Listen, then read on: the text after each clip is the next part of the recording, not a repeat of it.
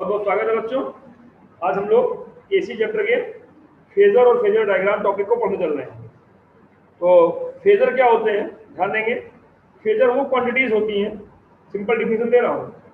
Phasor are those quantities, those physical quantities set to phasor which depend on time sinusoidally and represented by the projection of a rotating vector is called phasor।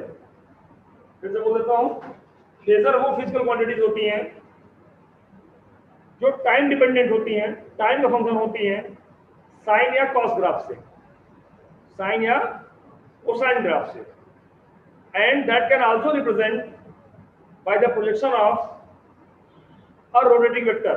और इसको हम किसी rotating vector के projection से भी represent कर सकते हैं।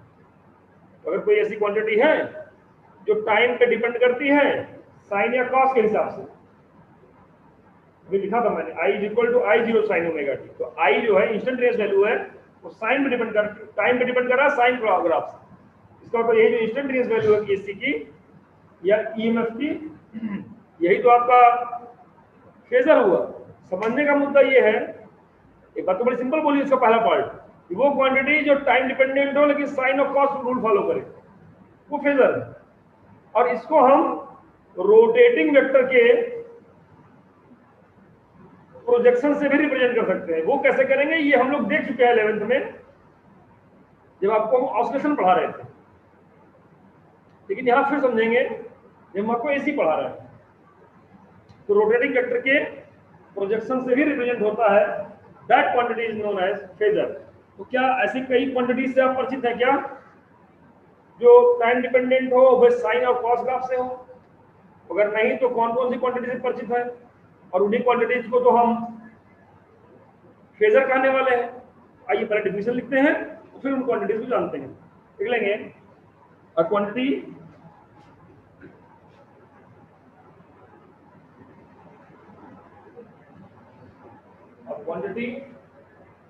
which depend on time, the quantity which depend on time varies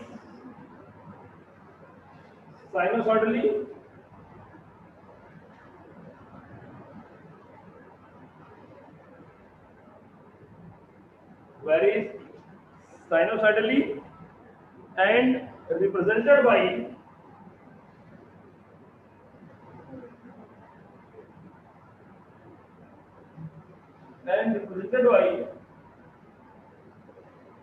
projection of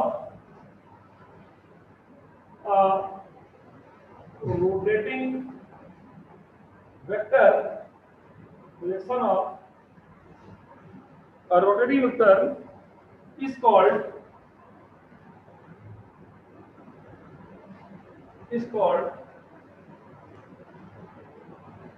a phasor। Phasor क्या होता है ध्यान में आ गया होगा। फेजर क्या होता है?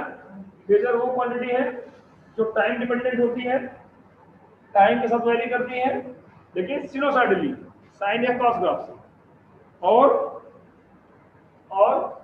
Projection of rotating vector represent होती है। कौन सा रोटेटिंग वेक्टर है और कैसे रिप्रेजेंट करना है ये हमें आपको दिखाना है। चलिए पैराग्राफ चेंज करेंगे, लिख लेंगे दो क्वांटिटी जो आपसे मुलाकात हो चुकी, एक I is equal to I zero sine omega t या E is equal to E zero sine omega t. तो इसका मतलब ये दोनों टाइम डिपेंडेंट है और साइन रूल को फॉलो कर रहे हैं। इसका मतलब ये दोनों ही कौन कौन, अल्टरनेटिंग करंट I और अल्टरनेटिंग ईएमएफ E, ये दोनों ही तो फेजर है। पैराग्राफ चेंज करके लिख लेंगे and alternating EMF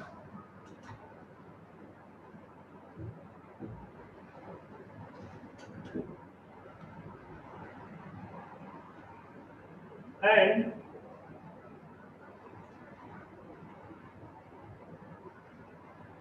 alternating current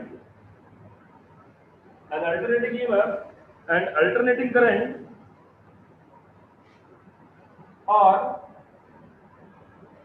phasors।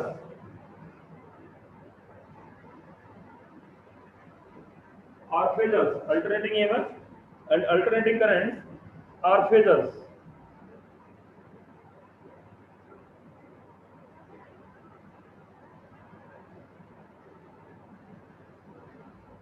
ठीक है, alternating EMF and alternating current are phasors. एक फेजर और जानते हैं, आपने 11th में पढ़ रखा है, बहुत मेन फार्मूला है, इसको आप समझ लीजिए। जो हम एक लाइन समझ करके और हम लोग बड़ी आसानी से पूरा का पूरा ऑसिलेशन हो सकते हैं। तो लाइन क्या है, y is equal to r sine omega t. Oscillation को, ऑसिलेटरी मोशन को पढ़ने के लिए, समझने के लिए, रिप्रेजेंट करने के लिए, उसके व्यवहार को जानने के लिए, जितने भी व्यवहार ऑसिलेटरी होते हैं, हमें यूनिफॉर्म सर्कुलर मोशन का सहारा लेना पड़ता है। अगर एक पार्टिकल यूनिफॉर्म सर्कुलर मोशन कर रहा है तो उसका प्रोजेक्शन किसी डायमीटर पे एसएचएम करता है। याद दिला रहा हूं 11, ये एक सर्कुलर मोशन करता है, वो पार्टिकल दिखा रहा हूं मैं, ये सेंटर हो गया। ये पॉइंट पी जो है, ये ओमेगा स्पीड से, एंगुलर स्पीड ओमेगा से सर्कुलर मोशन कर रहा है। इसी पर्टिकुलर टाइम टी पर ये एंगल थीटा बना रहा है अपने इनिशियल पोजीशन से, P zero location theta angle पर है ना। और अगर मैंने कहा कि पी ऐसे ऐसे घूम रहा है, यूनिफॉर्म सर्कुलर मोशन कर रहा है, तो पी का प्रोजेक्शन माने लंब, और कुछ नहीं होगा प्रोजेक्शन माने, यहाँ परपेंडिकुलर डालिए, यही फुट होगा, इस लंब का प्रोजेक्शन होगा पी का इस डायमीटर पे, इसी वाई एक्सिस पर, ये एक्स एक्सिस मान लो, इस डायमीटर पे, इस डायमीटर का नाम रख देता हूं मैं ए बी सी डी। तो ये जो बीडी डायमीटर है, इस पर जो पोजीशन डाल दिया मैंने पी से, चाहे पी का पोजीशन यहाँ डाले होते एसी वाले पर एम, जैसे जैसे पी मूव करेगा वैसे ये प्रोजेक्शन भी अप एंड डाउन मोशन करेगा। जब पी यहाँ तो यहाँ है, तो पी और ऊपर जाएगा, पी और ऊपर पहुंच जाएगा। पी जब यहाँ था तो यहाँ रहा होगा, पी जब लौटेगा तो ये भी लौटने लगेगा प्रोजेक्शन इसका परपेंडिकुलर। तो पी का घूमना और प्रोजेक्शन का अप एंड डाउन मोशन करना, दैट इज सिस्टम। यही प्रोजेक्शन का मोशन ही तो सिस्टम है।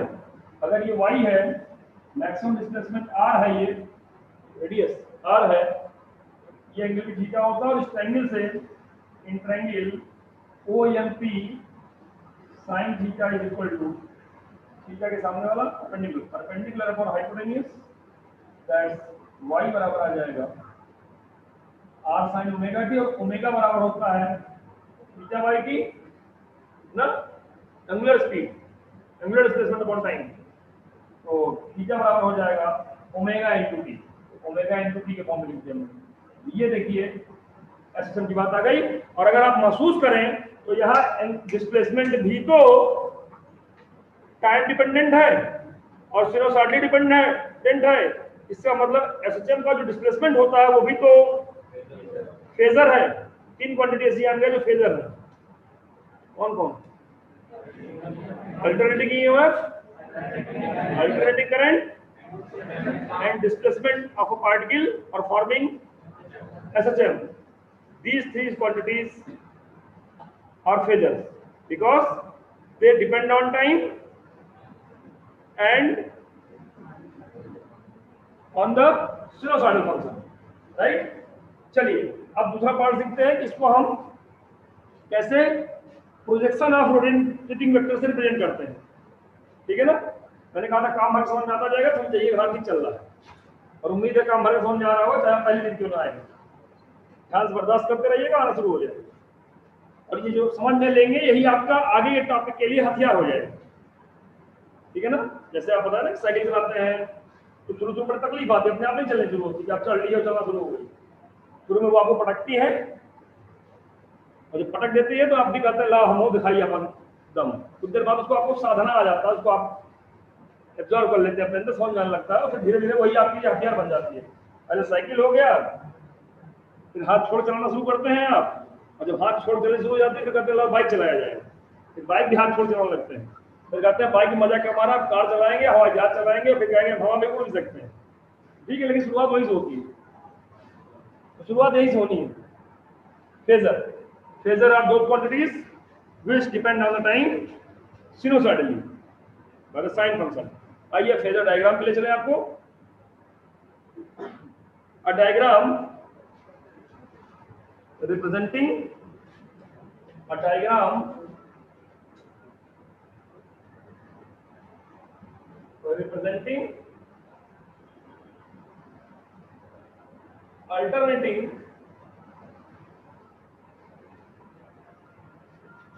EMF or current, a diagram representing alternating EMF or current, bracket में फेजर, ये तो फेजर था, phasor, a diagram representing alternating EMF or current phasor as the projection of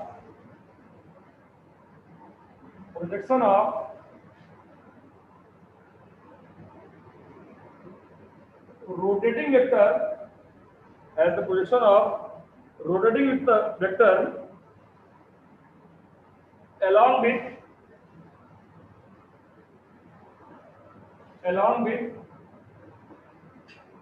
phasor angle या phase angle,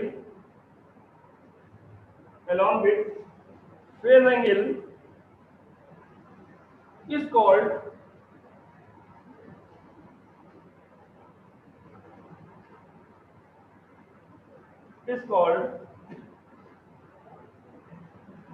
phasor diagram, is called phasor diagram, is called phasor diagram. ठीक है, तो alternating EMF या current या कह सकते हैं फेज, फेजर क्वांटिटीज हैं. इसको अगर हम प्रोजेक्शन ऑफ रोटेटिंग वेक्टर से रिप्रेजेंट करें विद फेज एंगल, रोटेट क्या करेगा, कोई भी कोई एक वेक्टर रोटेट करेगा तो वो डिपेंड किस पे करेगा, रोटेशन फेज पे डिपेंड करेगा. तो ये जो रिप्रेजेंटेशन बनेगा इसी को हम फेजर डायग्राम कहेंगे. कैसे, आइए दिखाता हूँ. समझ रहे, ये भी फेजर डायग्राम ही है. यहाँ पर y प्रोजेक्शन ऑफ वेक्टर दिखाई पड़ रहा है. कौन सा वेक्टर दिखाई पड़ रहा है, ये जो डिस्प्लेसमेंट है r, कैसे घूम रहा है, ये थीटा के हिसाब से घूम रहा है. थीटा ही तो ये आपका, थीटा ही तो ये जो साइन के साथ में आर्गुमेंट होता है, इसी को मैं फेज कहा था, फेज एंगल कहा था. फेज एंगल के साथ में ये रोटेट करता है, ओमेगा टी के साथ में ये बदलता रहेगा और इसके प्रोजेक्शन से जो रिप्रेजेंटेशन होगा यही तो फेजर डायग्राम है. आइए बराबर ऐसे पढ़ा रहे हैं और इसी को लेते हैं. ये y r sin omega T, इसको फर्स्ट टाइम डिफरेंशिएट करेंगे तो एसएचएम की वेलोसिटी आ जाएगी. सेकंड टाइम डिफरेंशिएट करते हैं तो वेलोसिटी का डिफरेंशियल एक्सेलरेशन आ जाता है और फिर इसी पर बहुत सारे सवाल चलने शुरू हो जाते हैं और सारा कुछ जो भी बॉडी का आप एसएचएम निकालते हैं वो इसी फार्मूले पर कंपेयर करना शुरू करते हैं. चलिए बहरहाल यहाँ पर अगर आप गौर करेंगे तो देखिए ये एक, दो, ध्यान से देखते जाइएगा, सुनते जाइएगा, बर्दाश्त करते जाइएगा. ज्यादा थोड़ा देखा, एक,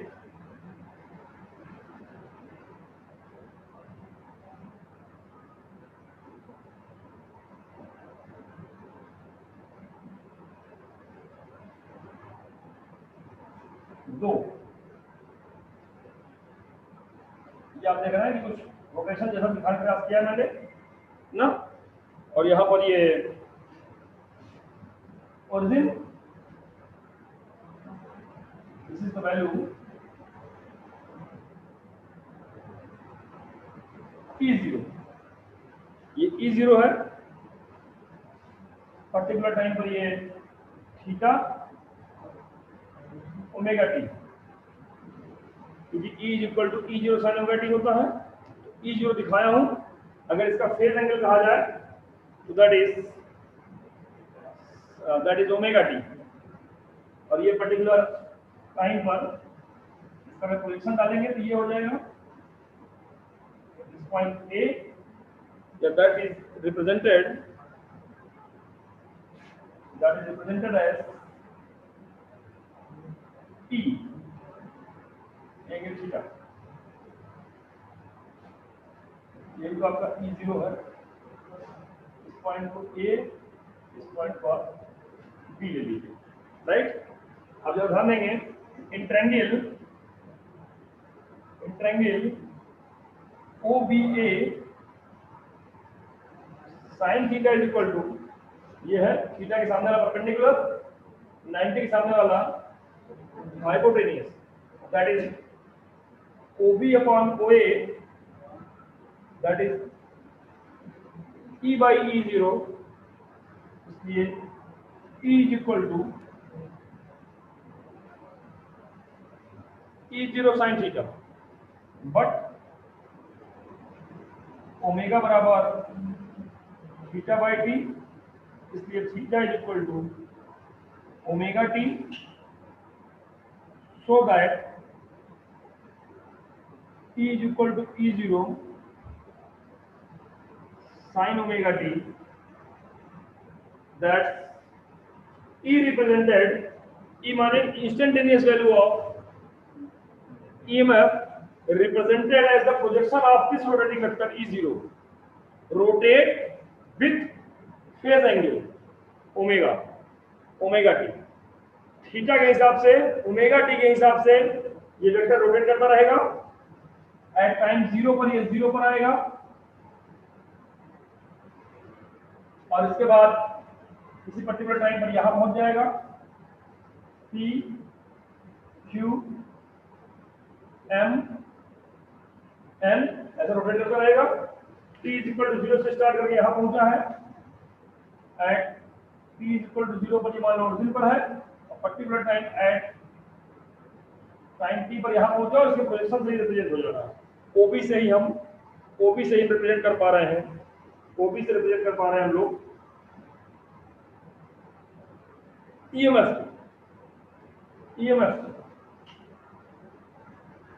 को रिप्रेजेंट कर पा रहे हैं, E को रिप्रेजेंट कर पा रहे हैं। अब अगर आप ध्यान दें तो पर्टिकुलर टाइम ये T पर ही ये वैल्यू जो आ गई A, और इसका पोजीशन देखेंगे तो ये आ जाएगा B, इसको A के बजाय C, ये पॉइंट हो जाएगा आपका D प्रोजेक्शन, और ये वैल्यू है I0, और इसका जो प्रोजेक्शन आएगा वो इधर आ जाएगा I, और ये जो एक्स्ट्रा चल दिया that is phi, initially phi क्या है, this phi is the phase angle, वो phase angle, extra phase angle लेगा फाई। तो अब आप ध्यान देंगे ये एंगल पूरा कितना आ जाएगा, इन ट्रायंगल